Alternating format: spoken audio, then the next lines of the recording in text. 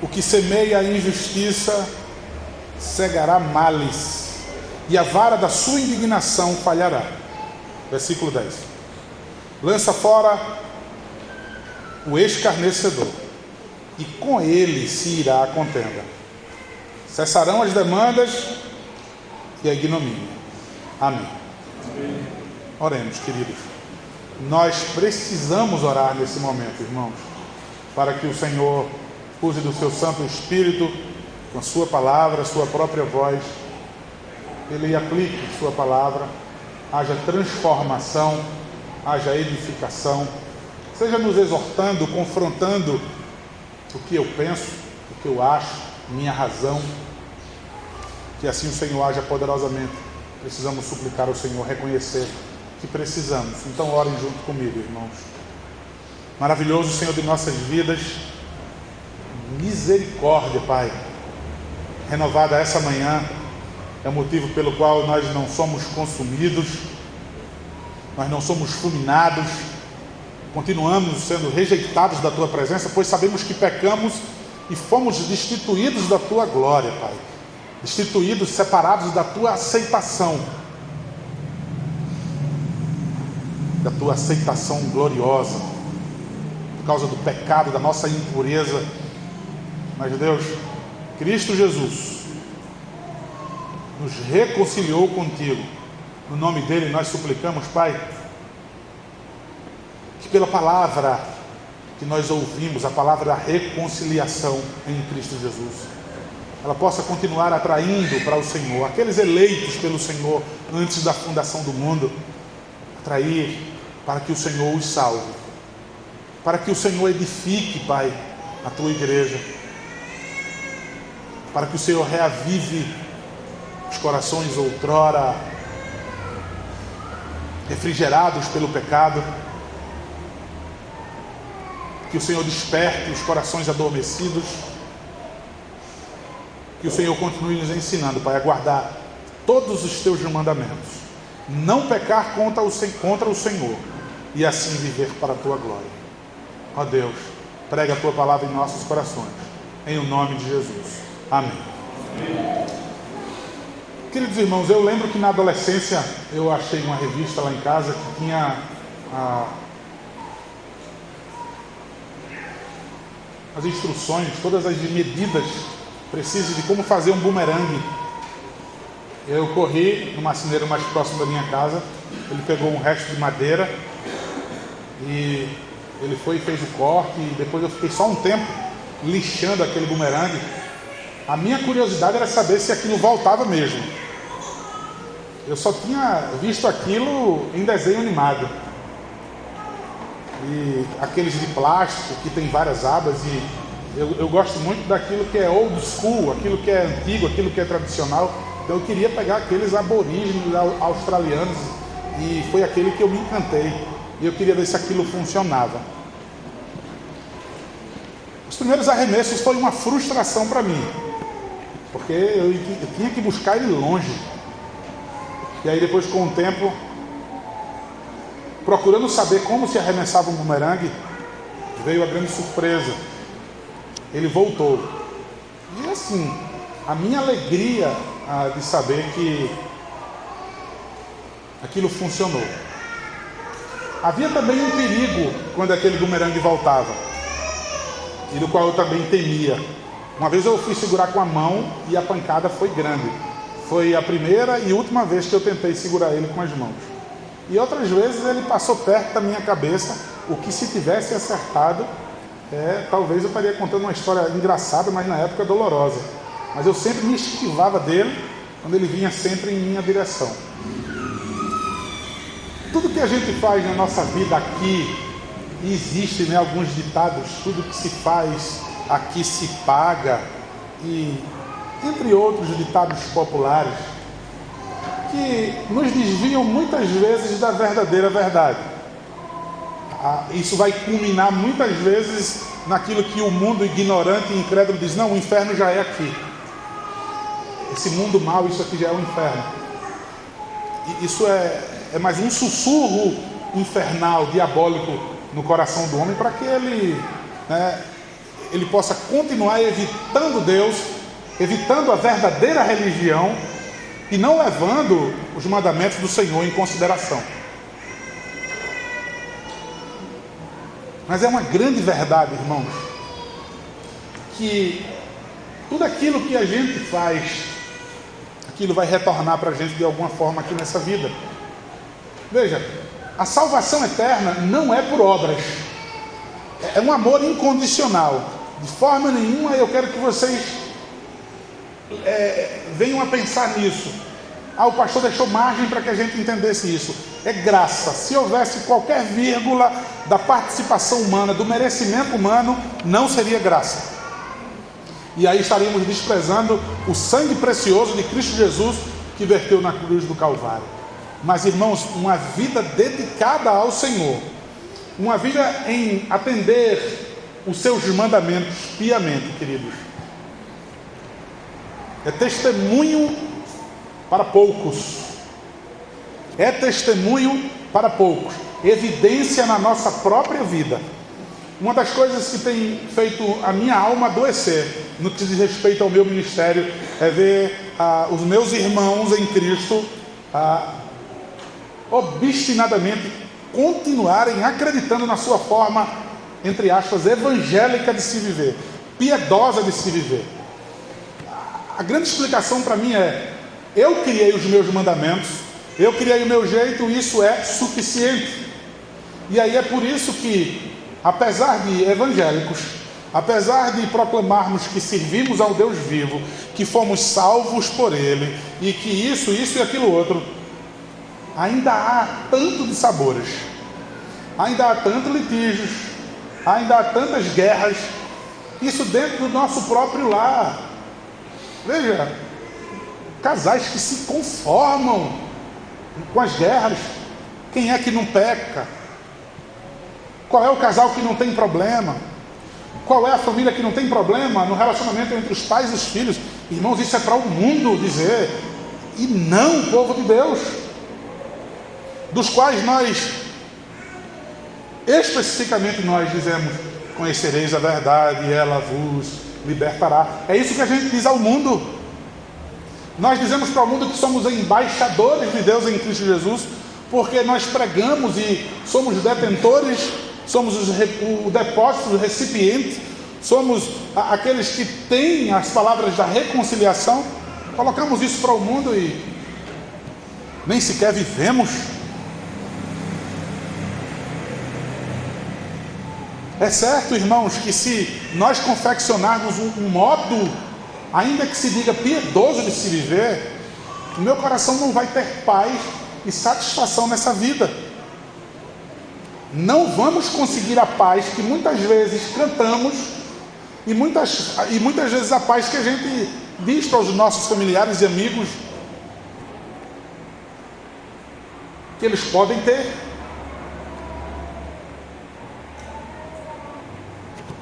O autor de Provérbios, veja, alguém que suplicou ao Senhor não dinheiro, não prazeres, mas aquele que suplicou ao Senhor sabedoria, e porque o seu pedido foi tão incrível, o Senhor lhe concedeu tudo aquilo que um homem poderia gozar nessa vida, mais do que qualquer outro.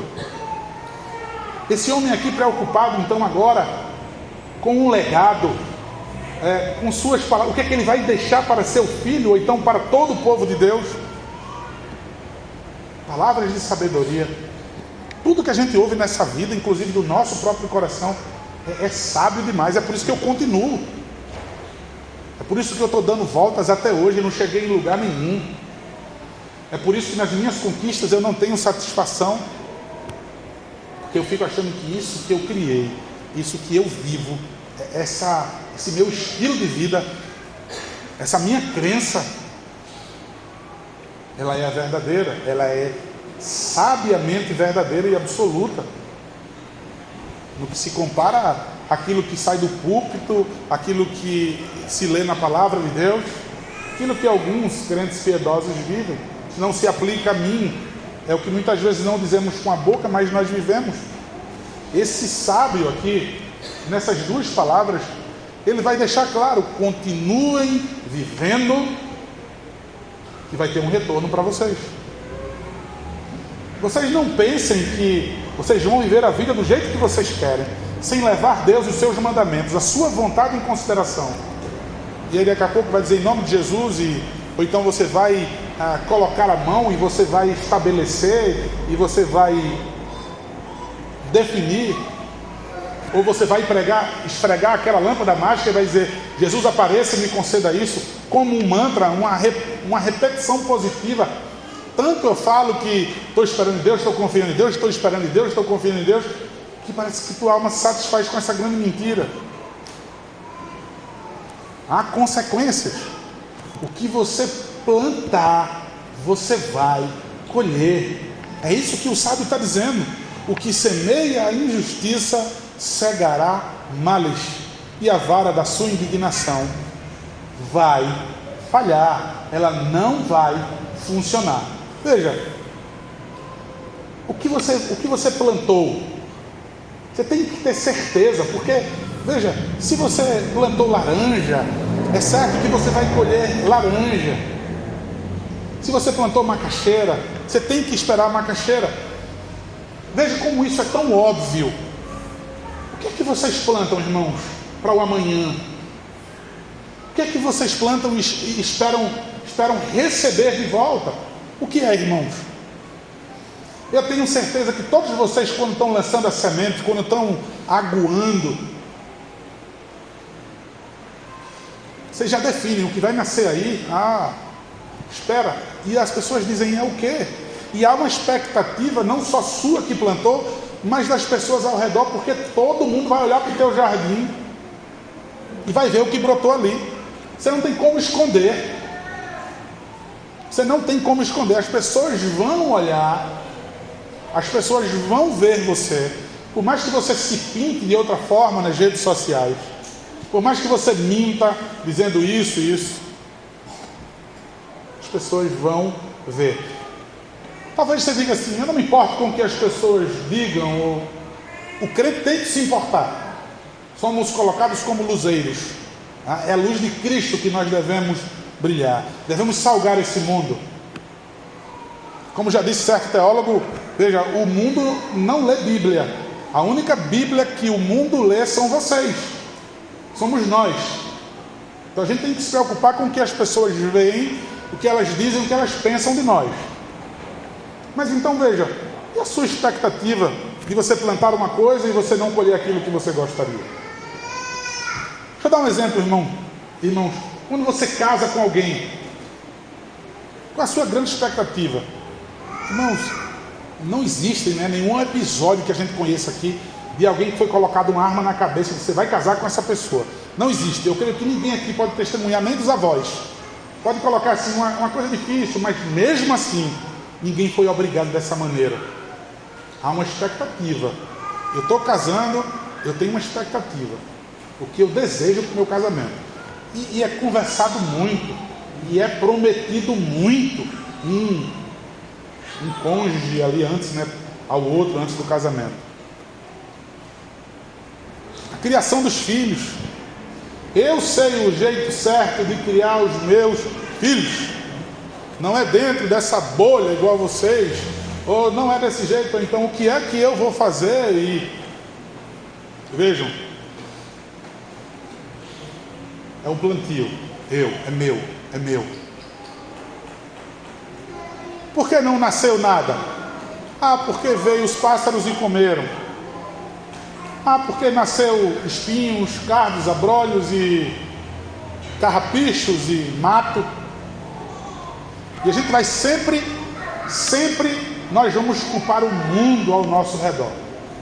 Psicologia moderna, ou talvez até medieval, vai dizendo isso. Tudo é culpa das pessoas que estão ao seu redor. Deixa eu dizer para vocês, crentes Castelo Forte, já chega, irmãos. Já chega. Isso aí é loucura. Estamos beirando a loucura quando a gente insiste em colocar a culpa no sistema do mundo, quando a gente culpa os familiares, quando a gente culpa, pasmem, a igreja, as programações da igreja. Quando a gente culpa e culpa todos, quando é uma responsabilidade minha, foi eu que plantei, foi eu que casei, fui eu que tive filhos. Agora, eu quero que vocês se concentrem. Por que você não está colhendo aquilo que você plantou? Aquilo que você pensou que plantou. É isso que eu quero que vocês entendam. É isso que vocês precisam entender, o risco que correm. Vocês estão plantando algo do qual na embalagem diz que é semente daquele fruto e do qual vocês não estão. Veja, deixa eu colocar nessas duas coisas principais, que é a questão da família. Deixa eu acrescentar igreja, talvez. Por que vocês não têm apreciado o doce sabor daquela fruta que você plantou? Por que você se conforma em continuar experimentando o azedo e dizer é suficiente? É azedo, mas é a fruta. Por que você se contenta em comer o caroço e dizer, mas é a fruta? Quando, deixa eu dizer para vocês, o Senhor não te criou para isso. O Senhor te criou para estar em guerra contra os principados e potestades desse mundo tenebroso. Ele não criou você para estar em guerra com seus filhos, nem com seu cônjuge, nem para ter desgostos pela igreja do Senhor, nem para ter desprezo, descaso, descuido com a igreja do Senhor.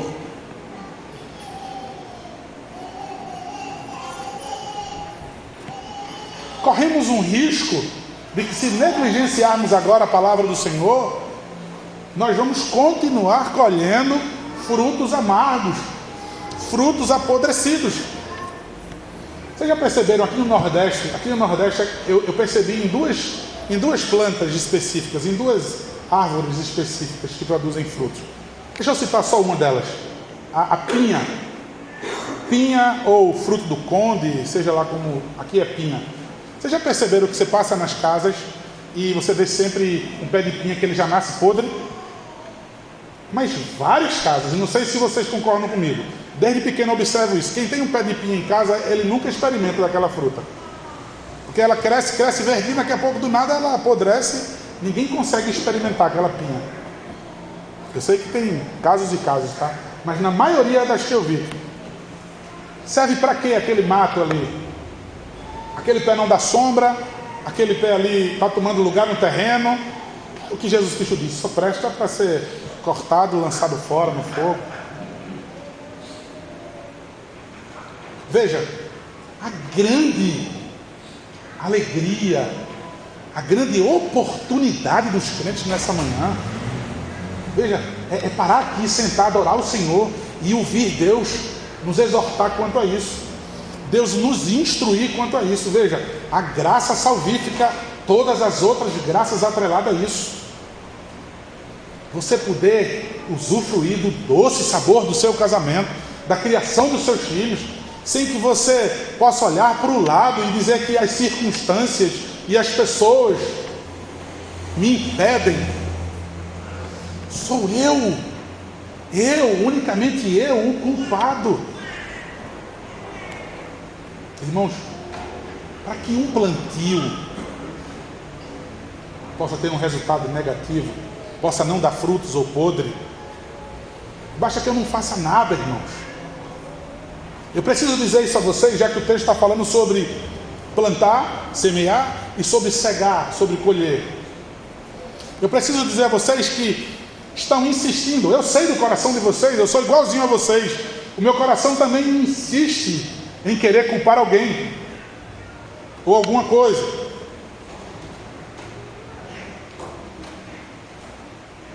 Insiste, eu sei que ele está agora raivoso, seu coração está desesperado querendo lhe enganar.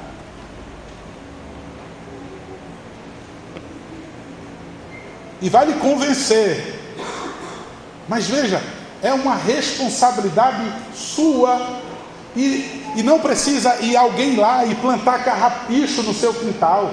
Não precisa o seu cônjuge, o seu filho, a Rede Globo, ou a igreja, ou os vizinhos, ou o sistema.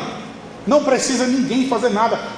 Basta você mesmo estar cansado demais, ocupado demais, distraída demais, com outras prioridades, basta você não fazer nada para você estragar a sua colheita, para você estragar aquilo que você plantou. Então pare de culpar isso e aquilo outro.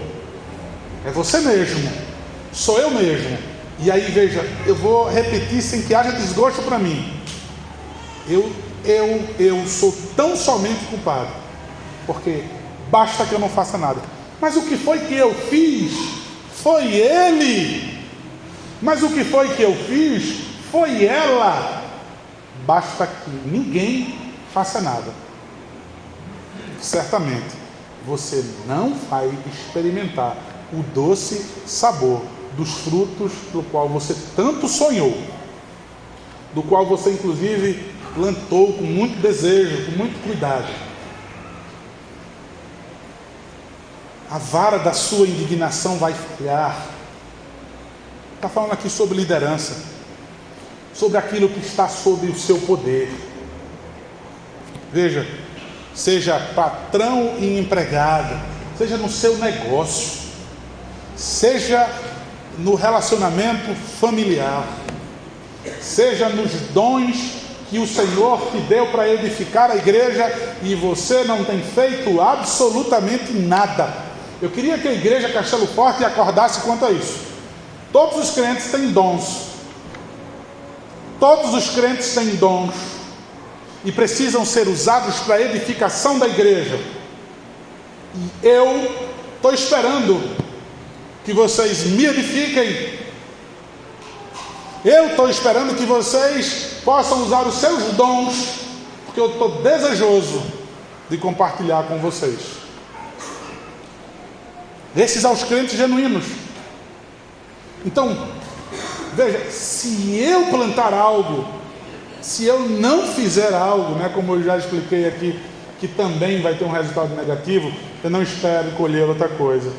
E aquilo que eu tenho como autoridade, de novo, relacionamento profissional, familiar, posso até fazer existir, porque o mais vil e desprezível dos pecadores também consegue casar, consegue ter filhos, procriar, consegue ascender na profissão, mas aos crentes Deus não lhes concederá satisfação, paz e alegria. Isso é incrível, irmão. Daqui a pouco, na ceia do Senhor, eu vou repetir algo. Veja, nós cremos na presença verdadeira espiritual de Cristo.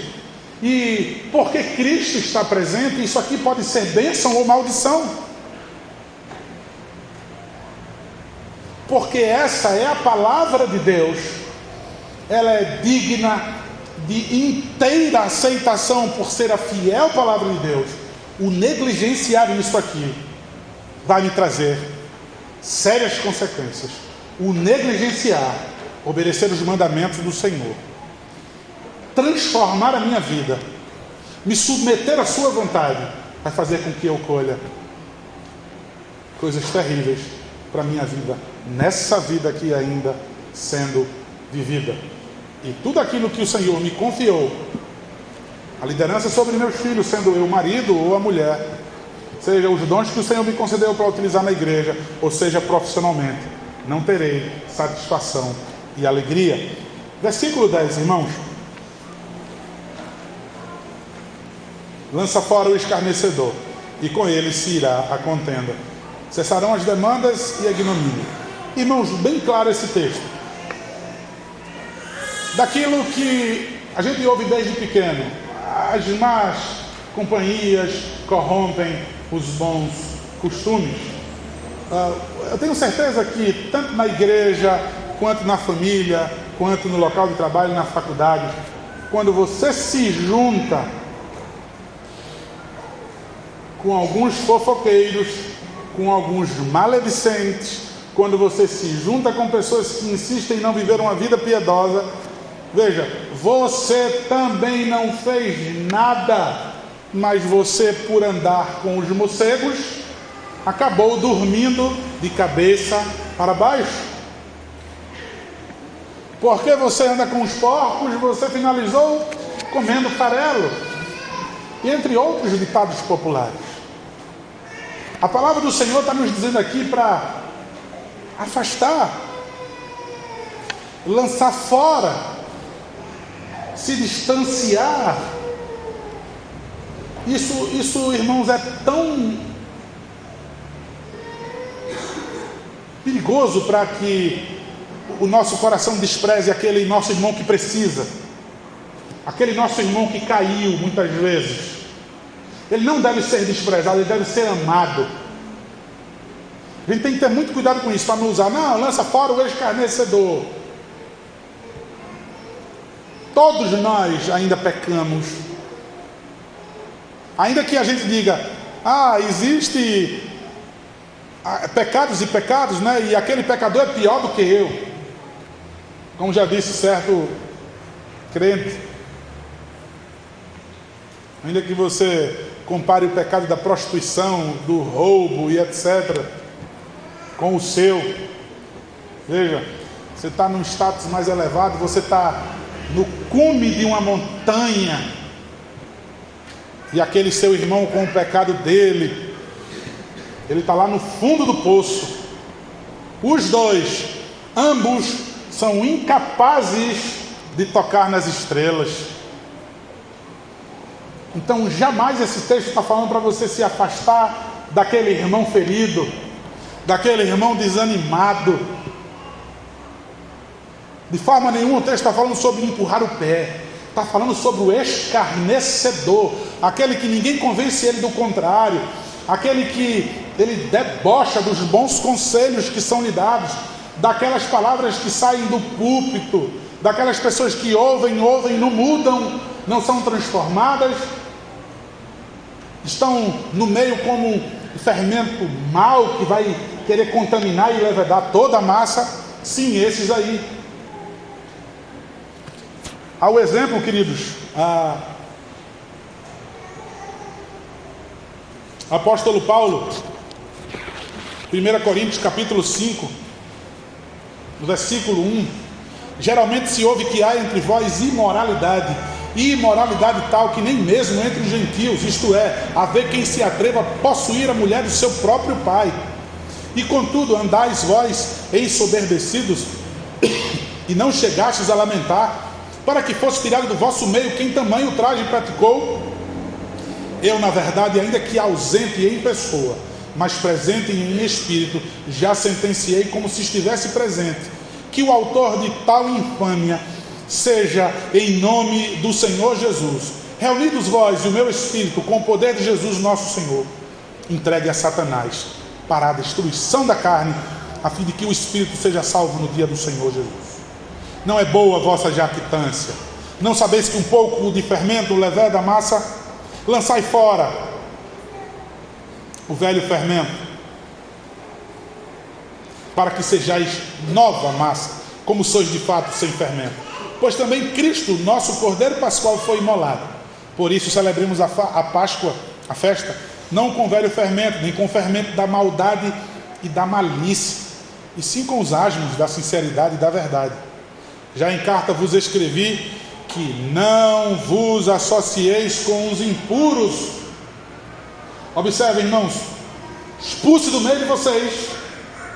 E agora ele está dizendo, já disse em carta, em outra carta,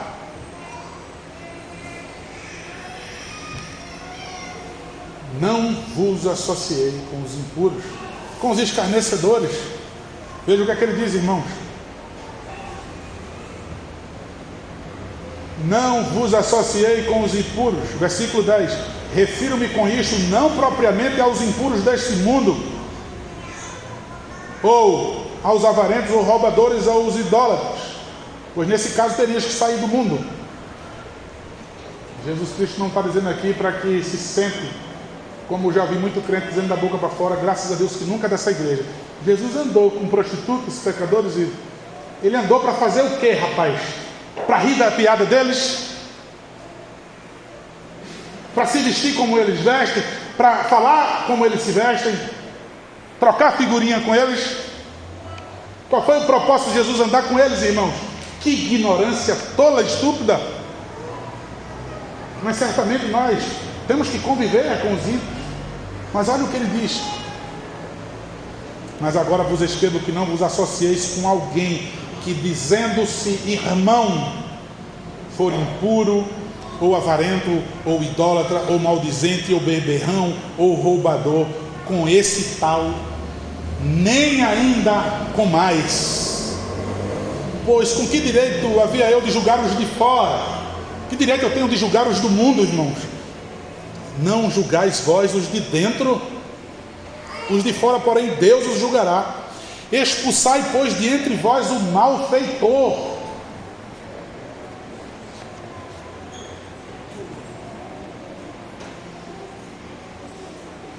Tão duro isso, não é tão pesado. A gente precisa ter esse cuidado com esse jardim aqui, irmãos. Com quem é que a gente recebe, com quem é que a gente alimenta, com quem nós somos simpáticos. Às vezes eu tenho que dar uma sacudida nos homens assim. Preste atenção aí, ó, esse rapaz aí, essa moça. E eu já fui duro algumas vezes. Alguns homens chegam aqui: por favor, se retire daqui, nunca mais você volta. Colocando em risco as mulheres, as crianças, colocando em risco a piedade e a santidade desse lugar. Obstinados, escarnecedores. A Bíblia diz que nem com os tais eu devo fazer uma refeição, nem sequer comais, nem ainda comais com eles. E a gente bota para sentar e fica com patati e patatá com eles. Zelo por esse lugar, zelo por essa família, zelo pela santidade do Senhor, do qual nós devemos ser santos, porque Ele é santo. Veja, irmãos, expulse, julgue e não tenha um mínimo de relacionamento social com eles. Um mínimo.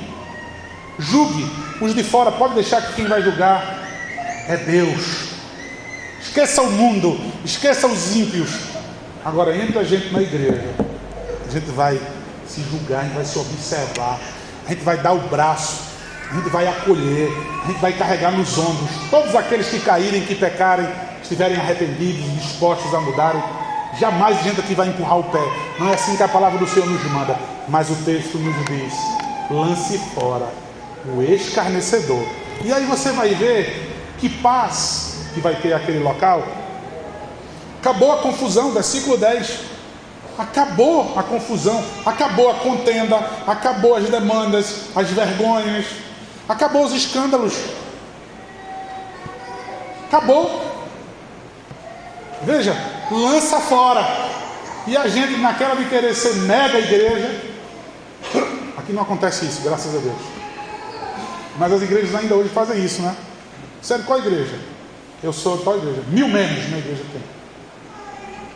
Tem até vergonha, né? Quando eu vou para algum lugar e as pessoas falam isso.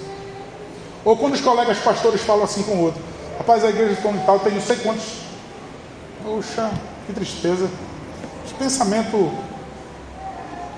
tão miudinho, tão pobre. Nessas duas coisas, queridos: ter certeza absoluta daquilo que eu estou plantando. Esses dois versículos.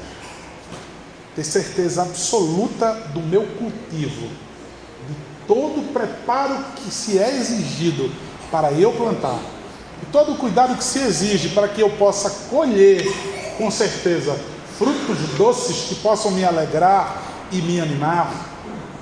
Eu tenho que rejeitar tudo aquilo que for apodrecido, tudo aquilo que for declarado não ter rejeito, não ter serventia, não ter parte do reino de Deus.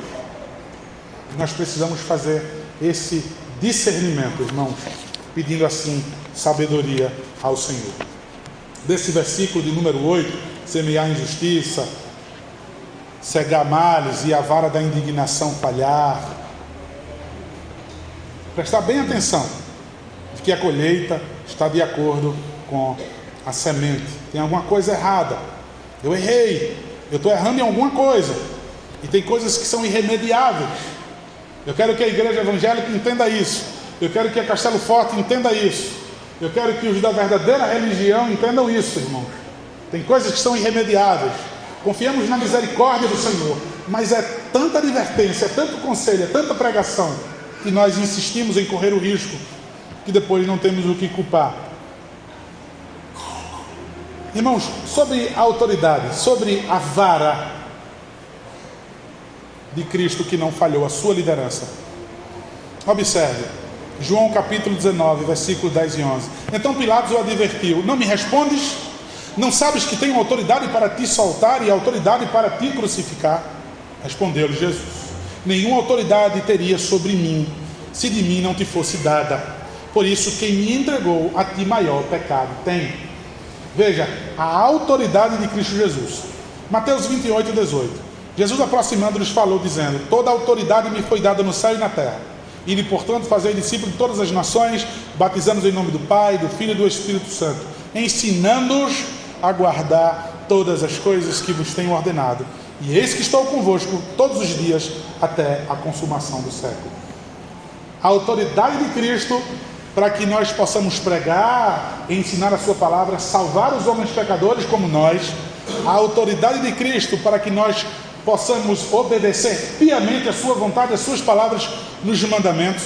A autoridade do Senhor em nos tornar seguros, em ter certeza de que Ele está conosco todos os dias de nossas vidas. Cristo Jesus, aquele que recebeu a autoridade do Pai e a usou bem. O que é que nós concluímos com isso? O que nós concluímos com isso? Desse versículo de número 8. Espera aí, pastor. Tem coisas que se eu não plantar, ou se eu não botar um agrotóxico ali, se eu não colocar ali uma coisa não ensinada pelo Senhor, eu não vou colher tantos frutos. Essa é a nossa ambição, a cobiça da vida. Pegamos algo além da palavra de Deus, o nosso coração ou os ensinos do mundo, e acoplamos e adaptamos a palavra de Deus. Perceba, irmãos, não serão frutos sadios, embora brilhem, vistosos.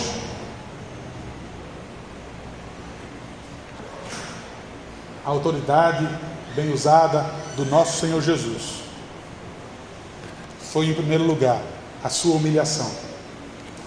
Ele se sujeitou, assumiu a forma humana, assumiu a forma de sua criação, encarnou, foi humilhado, perseguido, morto, sepultado, desceu ao Hades. Veja, com toda a autoridade que foi lhe dada dos céus, na mão de Pilatos, dizer: nenhuma autoridade você teria se do céu não fosse dada.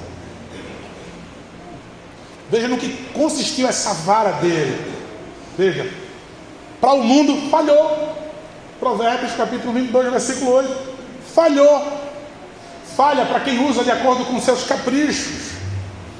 Falha quem usa para atender os seus desejos, as suas satisfações.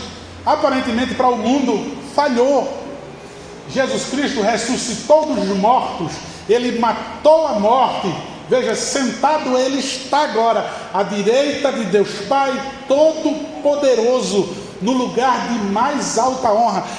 Então, depois do estado da humilhação, aquele que usou a sua autoridade com prudência, Ele agora foi exaltado por Deus, e ali permanece para sempre. Autoridade nos céus e na terra, completa, vai julgar o mundo. Cristo é o exemplo daquilo que Ele semeou em justiça. Veja, sua vida em retidão e justiça, e em sua autoridade, e Ele colheu frutos maravilhosos. O fruto penoso do seu trabalho agradou a Deus. Louvado seja. Amados irmãos, ainda sobre esse versículo de número 8, de que Cristo ele foi, Filipenses capítulo 2 era o registro que eu queria deixar. O versículo 9 diz: pelo que também Deus o exaltou sobremaneira e lhe deu o nome que está acima de todo nome. Aquilo que eu acabei de recitar agora foi Filipenses capítulo 2, a partir do versículo 5, né? Não usurpou o ser igual a Deus, antes se esvaziou. Mas o que eu quero dizer é, para que ao nome de Jesus todo joelho se dobre no céu e na terra, para que toda língua confesse que Jesus Cristo é o Senhor, para a glória de Deus Pai. Então, irmãos, na autoridade de Cristo Jesus, vendo que ele colheu os frutos do seu penoso trabalho, da autoridade dele, qual ele foi humilhado no seu primeiro estado e depois exaltado, irmãos, para que eu e você possamos confessar que cremos em o nome do Senhor Jesus. Amém, irmãos? Amém. Sobre o versículo 10, o próprio Jesus, versículo 23 do capítulo 11 diz: quem não é por mim é contra mim, e quem comigo não ajunta espalha. Devemos lançar fora então o escarnecedor. Não devemos insistir no pastoreio de lobos, mas de entender que o próprio Senhor Jesus deixava clara na sua definição. Veja, estão fazendo o quê?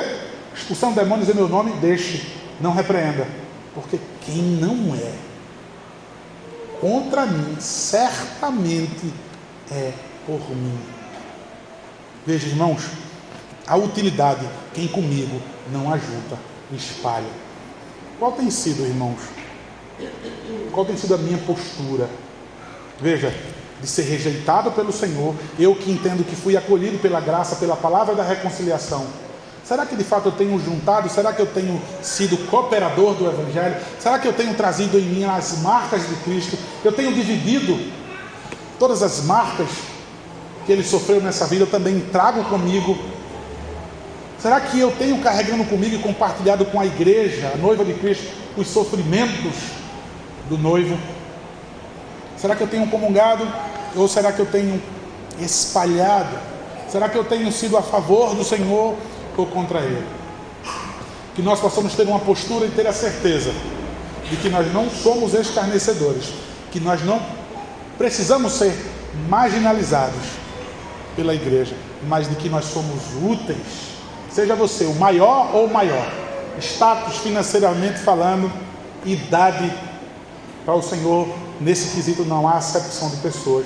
Você é muito amado. Que na sua postura você não seja visto como um escarnecedor, mas como alguém que soma na Santa Igreja do Senhor, vivendo os seus propósitos. Amém, irmãos? Amém. Que o Senhor nos abençoe.